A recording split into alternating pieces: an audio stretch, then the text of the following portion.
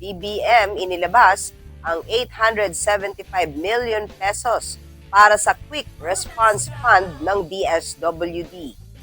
Bilang pagtalima nga sa direktiba ni Pangulong Ferdinand Bongbong Marcos Jr., inaprubahan ni Department of Budget and Management Secretary Amena Mina Pangandaman ang paglalabas ng 875 million pesos para punan ang Quick Response Fund ng Department of Social Welfare and Development.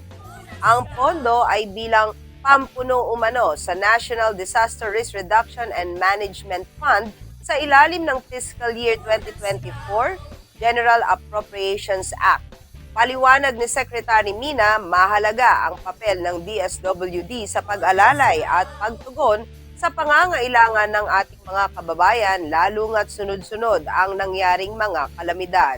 Kaya agad-anya nilang tinugunan ang direktiba ni Pangulong Marcos na siguruhing may nakaantabay na pondo para sa anumang sakuna.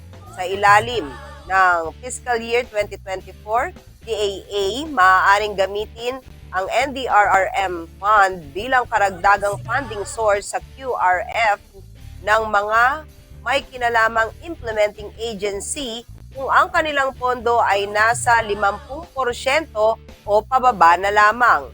Base ito sa pag-aproba ng DBM. Nito ngang October 30, 2024, ang natitirang QRF balance ng DSWD ay wala ng 50% sa 557.77 million o 31.87% na lamang ng kasalukuyang budget ng ahensya. Kaya ang pag-aproba umano sa kahilingan ng DSWD ay krusyal upang maipagpatuloy itong pagbibigay ng pagtulong at recovery services sa ilalim ng Disaster Response and Management Program.